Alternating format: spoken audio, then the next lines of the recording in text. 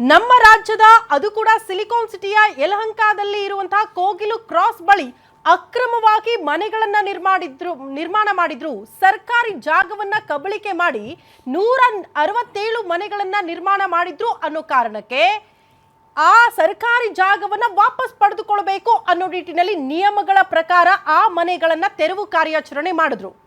ನಿಮ್ಗೊಂದು ನೆನಪಿರ್ಲಿ, ಮನೆಗಳ ತೆರವು ಕಾರ್ಯಾಚರಣೆ ಆದಾಗ ಸಿಎಂ ಮತ್ತು ಡಿಸಿಎಂಗೆ ಜಸ್ಟ್ ಕೋಗಿಲು ಕ್ರಾಸ್ ಅಲ್ಲಿ ಅಕ್ರಮ ಮನೆಗಳ ನಿರ್ಮಾಣ ಆಗಿದೆ, ತೆರವು ಆಗ್ತಾ ಇದೆ ಅನ್ನೋ ಮಾಹಿತಿ ಬಿಟ್ಟಿದ್ರೆ ಇನ್ಯಾವ ವಿಚಾರಗಳು ಕೂಡ ಅವರ ಗಮನಕ್ಕೆ ಇರಲಿಲ್ಲ ಅಂತ ಅನ್ಸುತ್ತೆ. ಯಾವಾಗ ಇಷ್ಟು ದೊಡ್ಡ ಮಟ್ಟದ ಸದ್ದು ಸುದ್ದಿಗೆ ಕಾರಣ ಆಯ್ತು ಅಂತ ಅಂದ್ರೆ ಕೇರಳ ಸಿಎಂ ನಮ್ಮ ಬೆಂಗಳೂರಲ್ಲಿರುವ ಕೋಗಿಲು ಕ್ರಾಸ್ ಮನೆಗಳ ಧ್ವಂಸದ ವಿಚಾರಕ್ಕೆ ಸಂಬಂಧಪಟ್ಟಂತೆ ಒಂದು ಟ್ವೀಟ್ ಮಾಡಿದಾಗ ಸಿಎಂ ಡಿಸಿಎಂ ಏನೋ ಆಗ್ಬಿಟ್ಟಿದೆ ಅಂತ ಅಲರ್ಟ್ ಆದ್ರು. ಕೇರಳಕ್ಕೂ ನಮ್ಮ ಕರ್ನಾಟಕಕ್ಕೂ ಏನ್ರಿ ಸಂಬಂಧ? ನಮ್ಮಲ್ಲಿರುವಂತಹ ನಿಯಮಗಳನ್ನ ಮೀರಿ ಮನೆಗಳನ್ನ ನಿರ್ಮಾಣ ಮಾಡಿದ್ರೆ ಅದನ್ನ ಧ್ವಂಸ ಮಾಡದೆ ಇನ್ನೇನು ಅದನ್ನ ಕಾಪಾಡ್ಕೊಂಡು ಹೋಗಕ್ಕಾಗತ್ತಾ? ಸರ್ಕಾರಿ ಜಾಗವನ್ನ ಕಬಳಿಕೆ ಮಾಡಿದ್ರೆ ಅದನ್ನ ಪ್ರಶ್ನೆ ಮಾಡದೆ ಇರಕ್ಕಾಗತ್ತಾ? ಕೇರಳ ಸಿಎಂ ಯಾಕೆ ಪ್ರಶ್ನೆ ಮಾಡಿದ್ರು? ಅವ್ರು ಕೇಳಿದ್ರು ಅನ್ನೋ ಕಾರಣಕ್ಕೆ ರಾತ್ರೋರಾತ್ರಿ ಅವ್ರಿಗೆ ಸಂತ್ರಸ್ತರು ಅವ್ರಿಗೆ ಮನೆಗಳನ್ನ ಕೊಟ್ಬಿಡ್ತೀವಿ, ಜಾಗ ಕೊಟ್ಬಿಡ್ತೀವಿ ಅಂತ ಈಗ ಪ್ರೋಸೆಸ್ ನಡೀತಾ ಇದೆಯಲ್ಲ, ನಿಜಕ್ಕೂ ಅವರು ಸಂತ್ರಸ್ತರ? ಇದು ಪ್ರಶ್ನೆ ಇದೆ. ಹಾಗಾದ್ರೆ ಆ ಸಂತ್ರಸ್ತರು ನಿಮ್ಗೆ ಕಾಣಿಸ್ತಾ ಇದ್ದಾರೆ ಅಂದ್ರೆ ನಮ್ಮ ರಾಜ್ಯದ ಬಹುತೇಕ ಭಾಗಗಳಲ್ಲಿ ಪ್ರವಾಹದಿಂದ ಮನೆ ಮಠ ಕಳೆದುಕೊಂಡು ಬದುಕು ಬರಡಾಗಿರುವಂತಹ ಅನೇಕ ಸಂತ್ರಸ್ತಿದ್ದಾರೆ. ಅಂಥವ್ರಿಗೂ ಕೂಡ ಮನೆ ಕಲ್ಪಿಸೋದಕ್ಕೆ ಸರ್ಕಾರಕ್ಕೆ ಕಾಣಿಸ್ತಾ ಇಲ್ವಾ ಅನ್ನೋದು ಪ್ರಶ್ನೆ.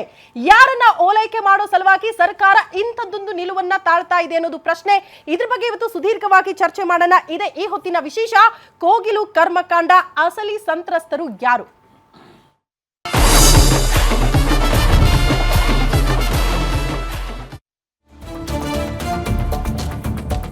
ನಾಳೆಯೇ ಕೋಗಿಲು ಲೇಔಟ್ ನಿರಾಶ್ರಿತರಿಗೆ ಮನೆಗಳ ವಿತರಣೆ ಮಾಡೋದಕ್ಕೆ ಸಿದ್ಧತೆಗಳಾಗ್ತಾ ಇದೆ.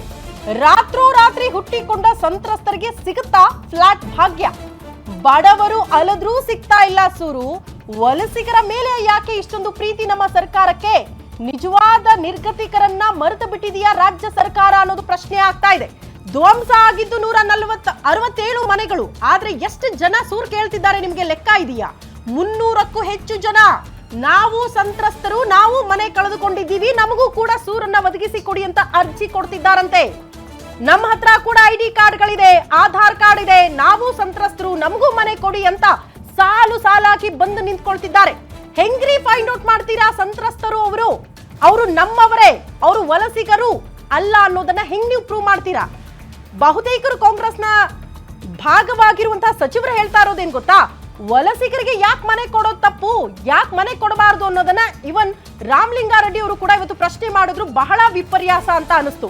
ನಮ್ಮ ರಾಜ್ಯದಲ್ಲೇ ಹುಟ್ಟಿ ಬೆಳೆದು ಇಲ್ಲೇ ಬದುಕು ಕಟ್ಕೊಂಡು ಪಾಪ ಕಾರಣಾಂತರಗಳಿಂದ ಮನೆ ಕಳೆದುಕೊಂಡವರ ಬಗ್ಗೆ ನಿಮಗಿಲ್ದೇ ಇರುವಂತಹ ಕಾಳಜಿ, ವಲಸಿಗರು ಇನ್ನೆಲ್ಲಿಂದಲೋ ಬಂದು ಇಲ್ಲಿ ಸೂರ್ ಕಲ್ಪಿಸ್ಕೊಂಡಿದ್ದಾರೆ, ಅದು ಅಕ್ರಮವಾಗಿ, ಅದನ್ನ ತೆರವು ಮಾಡಿದ್ರೆ ನಿಯಮಗಳ ಪ್ರಕಾರ ಆ ಸಂತ್ರಸ್ತರು ಮಾತ್ರ ಕಾಣಿಸ್ತಾರೆ, ಅವ್ರ ಮೇಲೆ ಅತಿ ಹೆಚ್ಚಿನ ಕಾಳಜಿ ತೋರಿಸ್ತೀವಿ, ಅವ್ರಿಗೆ ರಾತ್ರೋರಾತ್ರಿ ಮನೆಗಳನ್ನ ಕಲ್ಪಿಸ್ಕೊಟ್ಬಿಡ್ತೀವಿ ಅಂತ ಸಿಎಂ ಡಿಸಿಎಂ ಮುಂದಾಗ್ತಿದ್ದಾರಲ್ಲ, ಇದು ಯಾವ ರೀತಿಯ ನೀತಿಯನ್ನ ಸರ್ಕಾರ ಅನುಸರಿಸ್ತಾ ಇದೆ? ಕೋಗಿಲು ಕ್ರಾಸ್ ನಿರಾಶ್ರಿತರ ವಿಚಾರಕ್ಕೆ ಸಂಬಂಧಪಟ್ಟಂತೆ ಸಂತ್ರಸ್ತರು ಅಂತ ಹೇಳಲ್ಲ ಬಿಡಿ, ಕೆಲವರು ಅದರಲ್ಲಿ ಸಂತ್ರಸ್ತರಲ್ಲ, ವಲಸಿಗರು ಅಕ್ರಮವಾಗಿ ಮನೆಗಳನ್ನ ಕಟ್ಕೊಂಡಿದ್ದಾರೆ.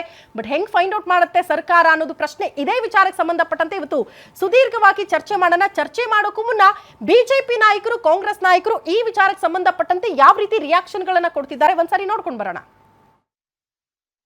ಕೇರಳದವರು ಅವ್ರಿಗೆ ನಾವು ಪುನರ್ವಸತಿಯನ್ನು ಕೊಡಬೇಕು ಅಂತೇಳಿ ಹೈಕಮಾಂಡ್ ಹೇಳಿದ ಮೇಲೆ ಅರಾತುರಿಯಲ್ಲಿ ಇವರು ರಾಜಕೀಯ ಕಾರಣಕ್ಕೋಸ್ಕರ ಅವ್ರಿಗೆಲ್ಲ ಕೂಡ ಮನೆಗಳನ್ನು ಸಕ್ರಮವಾಗಿ ಮಾಡಿಕೊಡ್ತಕ್ಕಂಥ ಕೆಲಸವನ್ನು ಏನು ರಾಜ್ಯ ಸರ್ಕಾರ ಮಾಡ್ತಾಯಿತ್ತು, ಇದನ್ನು ವಿರೋಧಿಸಿ ವಿರೋಧ ಪಕ್ಷವಾದಂಥ ಭಾರತೀಯ ಜನತಾ ಪಾರ್ಟಿ ಮತ್ತು JDS ಮಾಧ್ಯಮದ ಮುಖಾಂತರ ಮತ್ತು ಸ್ಥಳ ಪರೀಕ್ಷೆಯನ್ನು ಕೂಡ ವಿರೋಧ ಪಕ್ಷದ ನಾಯಕರ ನೇತೃತ್ವದಲ್ಲಿ ಹೋಗಿ ಸ್ಥಳ ಪರಿಶೀಲನೆ ಮಾಡಿ 1 ವಾರದ ಒಳಗಡೆಗೆ ನಾವು ವರದಿಯನ್ನು ರಾಜ್ಯಾಧ್ಯಕ್ಷರಿಗೆ ನಾವು ಕೊಡಬೇಕು ಅಂತೇಳಿ ತೀರ್ಮಾನವನ್ನು ಇವತ್ತು ನಾವು ಮಾಡಿದ್ದೀವಿ. ಆದರೆ ಅಷ್ಟು ಅರಾತುರಿಯಲ್ಲಿ ಕೊಡೋಕ್ಕೆ ಬರೋದಿಲ್ಲ. ನನಗಿರ್ತಕ್ಕಂಥ ಮಾಹಿತಿ, ಯಾಕಂದರೆ ನನ್ನ ಕ್ಷೇತ್ರದಲ್ಲೂ ಕೂಡ ಸುಮಾರು 20,000 ಮನೆಗಳನ್ನು ಕಟ್ತಾ ಇದ್ದೀವಿ. 6 ವರ್ಷಗಳಿಂದ ಏನು ನಾವು ಈಗಿನ ಕಾಲದಲ್ಲಿ ಪ್ರತಿಯೊಬ್ಬರು ಕೆಮಿಕಲ್ ಮಿಶ್ರಣ ಆಹಾರ ತಿಂದು BP ಶುಗರ್ ಬಂತು ಅಂತ ಚಿಂತೆ ಮಾಡ್ತಾರೆ. 24 ಧಾನ್ಯಗಳನ್ನ ನೀರಿನಲ್ಲಿ ನೆನೆಸಿ ನೆರಳಿನಲ್ಲಿ ಒಣಗಿಸಿ ಮಣ್ಣಿನ ಮಡಿಕೆಯಲ್ಲಿ ಹದವಾಗಿ ಹುರಿದು ಸಾಂಪ್ರದಾಯಿಕ ಪದ್ಧತಿಯಲ್ಲಿ ತಯಾರಾಗಿದೆ ಜೀನಿ. BP ಶುಗರ್ ದೂರ ಆಗಬೇಕು ಅಂದ್ರೆ ಪ್ರತಿದಿನ ಜೀನಿ ಕುಡಿಯಿರಿ. 1 ಲಕ್ಷ ದುಡ್ಡನ್ನು ಕಟ್ಟಿದ್ರು ಫಲಾನುಭವಿಗಳು. ಇಲ್ಲಿವರೆಗೂ ಅವರಿಗೆ ಭಾಳಷ್ಟು ಜನಗಳಿಗೆ ಮನೆಗಳನ್ನೇ ಅಲಾಟ್ ಮಾಡಿಲ್ಲ, ಅಂದರೆ ಮನೆ ಫಿನಿಶೇ ಆಗಿಲ್ಲ. ಮತ್ತು ಇನ್ನೊಂದು ಕಾನೂನು ಏನು ಹೇಳ್ತದೆ, 3 ಲಕ್ಷ ರೂಪಾಯಿ ಆದಾಯ ಇರಬೇಕು. ಜೊತೆಯಲ್ಲಿ ಬೆಂಗಳೂರು ನಗರ ಜಿಲ್ಲೆಯಲ್ಲಿ ರಾಜೀವ್ ಗಾಂಧಿ ವಸತಿ ಯೋಜನೆಯಿಂದ ಮನೆ ಕೊಡಬೇಕಾದ್ರೆ ಇವತ್ತು ಆ ಮನೆಗಳನ್ನು ಅಲಾಟ್ ಮಾಡಬೇಕು ಅಂತಂದರೆ ಪೂರ್ಣ ಮಟ್ಟದಲ್ಲಿ ಅವ್ರ ಪೊಸಿಷನ್ ಕೊಡಬೇಕು ಅಂದರೆ ಪೂರ್ಣ ಹಣವನ್ನು ಪಾವತಿಸಬೇಕಾಗ್ತದೆ. ಅವ್ರ ಪೊಸಿಷನ್ ಕೊಡೋಕ್ಕಾಗೋದಿಲ್ಲ. ಮತ್ತು ನಾಳೆ ಮೇಂಟೆನೆನ್ಸು ಈ ಅಪಾರ್ಟ್ಮೆಂಟ್ ಸಿಸ್ಟಮಲ್ಲಿ ಏನು ಅಂದರೆ ಮೇಂಟೆನೆನ್ಸ್ ಪ್ರತಿ ತಿಂಗಳು ಅವ್ರು ದುಡ್ಡು ಕೊಡಬೇಕಾಗ್ತಾರೆ.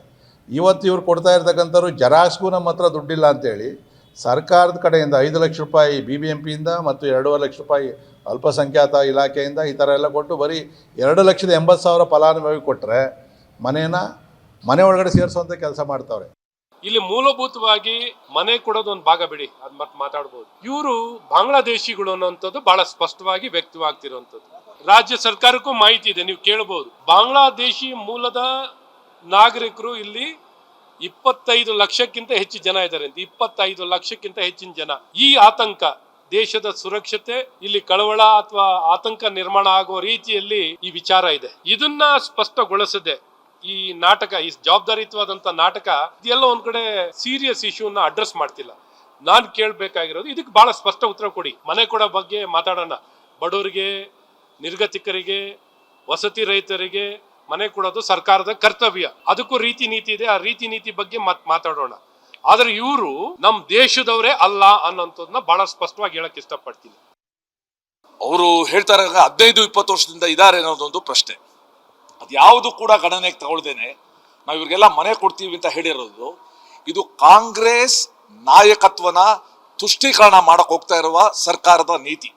ಇದರಿಂದ ನಿಜಕ್ಕೂ ಕರ್ನಾಟಕದಲ್ಲಿ ಕರ್ನಾಟಕ ಜನ ಯಾರು ನೈಜವಾಗಿ ಸಂತ್ರಸ್ತರಾಗಿದ್ದಾರೆ ಅವ್ರಿಗೆ ಕೊಡದೇ ಇರುವ ಮನ್ನಣೆನ, ಕರ್ನಾಟಕದ ಸಂತ್ರಸ್ತರಿಗೆ ಕಣ್ಣಿಗೆ ಸುಣ್ಣ, ಕೇರಳ ಮೂಲದವ್ರಿಗೆ ಬೆಣ್ಣೆ, ಇದು ಈ ಸರ್ಕಾರದ ಕಾಂಗ್ರೆಸ್ ಪಕ್ಷದ ನೀತಿ. ಇಲ್ಲ, ಅವ್ರೊಬ್ಬರಿಗೆ ಯಾಕೆ ಪುನರ್ವಸತಿ ಕಲಿಸ್ಬೇಕು? ಬೇಕಾದಷ್ಟು ಜನ ಬೆಂಗಳೂರಿನಲ್ಲಿ ಆ ಥರ ಬೇಕಾದಷ್ಟು ಜನ ಪುನರ್ವಸತಿಗಳಿದ್ದಾರೆ. ಈಗ ತಾನೇ ನಾನು ಯಲಹಂಕ ವಿಶ್ವನಾಥ್ ಅವರಿಗೆ ಮಾತನಾಡಿದೆ. 10.5 ಲಕ್ಷ ಎಲ್ಲರಿಗೂ ಕೂಡ ಮನೆ ಕಟ್ಕೊಡ್ತಕ್ಕಂಥವ್ರಿಗೆ ಮಾಡ್ತಾ ಇದ್ದಾರೆ. ಕೋಗಿಲ್ನವ್ರಿಗೆ 2.5 ಲಕ್ಷ ಕಟ್ಟಬೇಕು, ಅವ್ರಿಗೆ ಮಾತ್ರ ಯಾಕೆ? ಏನು ಸ್ಪೆಷಲ್ ಕಾನೂನು ಏನಿದೆ? ಯಾವ ದೇಶದವರು ಯಾರು ಏನು ಅನ್ನೋಂಥದ್ದು ತನಿಖೆ ಮಾಡದೆ ಕೇವಲ ವೋಟ್ ಬ್ಯಾಂಕ್ ಸಲುವಾಗಿ ಇವತ್ತೇನು ರಾಜ್ಯ ಸರ್ಕಾರ ನಿರ್ಣಯ ಮಾಡ್ತಾ ಇದೆ, ಇದನ್ನು ನಾವು ವಿರೋಧ ಮಾಡ್ತೀವಿ. ರಾಜ್ಯದಲ್ಲಿ ನುಸುಳುಕೋರು ಯಾರಿದ್ದಾರೆ, ಬಾಂಗ್ಲಾದೇಶಿಯರು ಯಾರಿದ್ದಾರೆ, ರೋಹಿಂಗ್ಯಾಗಳು ಯಾರಿದ್ದಾರೆ, ಅವರೆಲ್ಲ ಸಂಪೂರ್ಣ ತನಿಖೆಗೊಳಪಡಿಸಿ ಪುನರ್ವಸತಿ ವ್ಯವಸ್ಥೆ ಕಲ್ಪಿಸಬೇಕು ವಿನಃ ಹಲವಾರು ದಶಕಗಳಿಂದ ಉತ್ತರ ಕರ್ನಾಟಕ ಜನ ಇಲ್ಲಿ ಕೂಲಿ ನಾಲಿಗಳಿಗೆ ಬಂದಂಥವ್ರು, ತಮ್ಮ ಜೀವನೋಪಾಯಕ್ಕಾಗಿ ಬೆಂಗಳೂರನ್ನು ನಂಬಿದಂಥ ಜನರಿಗೆ ಪುನರ್ವಸತಿಗೆ ಸೌಲಭ್ಯ ಕಲ್ಪಿಸೋದು ಬಿಟ್ಟು ಕೇವಲ ಕಾಂಗ್ರೆಸ್ಸಿನ ಹೈಕಮಾಂಡಿಗೆ ತಲೆಬಾಗಿ ಕನ್ನಡಿಗರಿಗೆ ಅಪಮಾನ ಮಾಡೋ ರೀತಿಯಲ್ಲಿ ಏನು ಮಾಡ್ತಾ ಇದ್ದಾರೆ, ಇದನ್ನು ನಾವು ತೀವ್ರವಾಗಿ ಖಂಡಿಸ್ತೇವೆ. ಬಿಜೆಪಿಯವರು ಹೇಳೋದೊಂದು ಮಾಡೋದೊಂದು. ಕಾಂಗ್ರೆಸ್ ಅಂದ್ರೆ ಅವರು ಕನ್ನಡದವ್ರು ಮಾತ್ರ ಕರ್ನಾಟಕದಲ್ಲಿ ಇರಬೇಕು, ಬೇರೆ ರಾಜ್ಯದಲ್ಲೆಲ್ಲ ಓಡಿಸ್ಬಿಡ್ಬೇಕು ಅಂತ ಅವ್ರು ಹೇಳ್ತಾ ಇದ್ದಾರೆ ಅಲ್ವಾ? ಬರೀ ಕೇರಳದಲ್ಲ, ಅವ್ರ ಮಾತಿನ ಅರ್ಥ ಬೇರೆ ಬೇರೆ ರಾಜ್ಯಗಳಿಂದ ಬಂದು ನೆಲೆಸಿದಾರಲ್ಲ ಅವ್ರನ್ನೆಲ್ಲ ಓಡಿಸ್ಬೇಕು ಅಂತ ಇವರು ಬಿಜೆಪಿಯವರು ಹುನ್ನಾರ ಏನೋ ಮಾಡ್ತಾ ಇರ್ಬೇಕು. ಕರ್ನಾಟಕ ಮಿನಿ ಬಾಂಗ್ಲಾದೇಶ ಆಗ್ತಾ ಇದೆ ಅಶೋಕ್ ಅವರು ಆರೋಪ ಮಾಡಿದ್ರು. ಈಗ ದೇಶದಲ್ಲಿ ಯಾವ ರಾಜಕೀಯ ಪಕ್ಷ ಅಧಿಕಾರದಲ್ಲಿರೋದು? ಬಿಜೆಪಿ ತಾನೆ. ಗೃಹ ಮಂತ್ರಿ ಇದಾರಲ್ಲ, ಡಿಫೆನ್ಸ್ ಮಿನಿಸ್ಟರ್ ಇದಾರಲ್ಲ, ಯಾಕೆ ಬಿಡ್ತೀರಾ ಒಳಗಡೆ ನೀವು ಬಾಂಗ್ಲಾದವ್ರನ್ನ ಯಾಕೆ ಬಿಟ್ರಿ ಹೇಳಿ? ಬಾಂಗ್ಲಾದವ್ರನ್ನೆಲ್ಲ ಓಡಿಸಿ. ಯಾರು ಬೇಡ ಅಂತ ಹೇಳ್ತಾರೆ?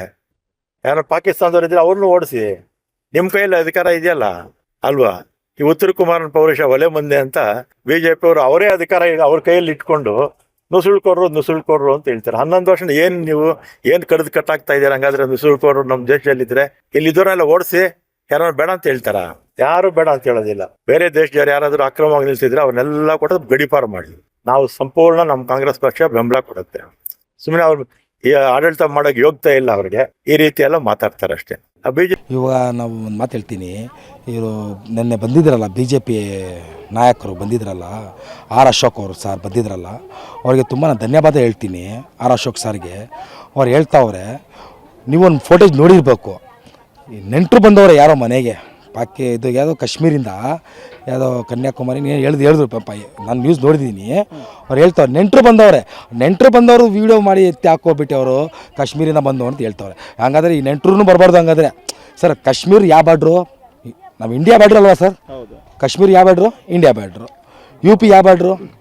ಇಂಡಿಯಾ ಬಾರ್ಡ್ರು ಅಲ್ವಾ ಸರ್? ಇವಾಗ ಬಾಂಗ್ಲಾದೇಶದಿಂದ ಬಂದು ಅಂತ ಹೇಳ್ತಾರಲ್ಲ, ಸೆಂಟ್ರಲ್ ಗೌರ್ಮೆಂಟ್ ಯಾವ್ದಿರೋದು ಸರ್? ಸೆಂಟ್ರಲ್ ಗೌರ್ಮೆಂಟ್ ಯಾವುದಿದೆ? BJP ಸರ್ಕಾರ ಇದೆ. ಅವರಿಗೆ ವೀಸಾ ಯಾರು ಕೊಟ್ಟರು? ಬಾಂಗ್ಲಾದೇಶಕ್ಕೆ ಬರೋಕೆಲ್ಲಿ ವೀಸಾ ಯಾರು ಕೊಟ್ಟರು? ಹಾಗಾದರೆ BJP ಕೊಟ್ಟಿರ್ಬೇಕು ಅಲ್ವೇನು ಸರ್? ಆಮೇಲೆ ಇಲ್ಲಿಂದ ಪಾಕಿಸ್ತಾನಿಗೆ ಯಾರೋ ಮೆಸೇಜ್ ಮಾಡಿದ್ರು ಅಂತ ಹೇಳ್ತವ್ರೆ. ಆರ್ ಅಶೋಕ್ ಸರ್ ಹೇಳ್ತವ್ರೆ. ಏನು ಸರ್ ಅಲ್ವಾ, ಮೆಸೇಜ್ ಮಾಡ್ತಾವ್ರೆ. ಸೆಂಟ್ರಲ್ ಯಾರು ಇರೋದು? ನಮ್ಮ BJP ಸರ್ಕಾರ ಇರೋದು. ಅವ್ರು ತಡಿಬೋದಲ್ಲ ಸರ್? ಅದು ಮೆಸೇಜ್ಗೆ ತಡಿಬೋದಲ್ಲ? ಅವ್ರು ರಿಪ್ಲೈ ಮೆಸೇಜ್ ಕೊಡ್ಬೋದಿತ್ತಲ್ಲ ಅವ್ರಿಗೆ, ಏನಕ್ಕೆ ಕೊಟ್ಟಿಲ್ಲ ಅವರು?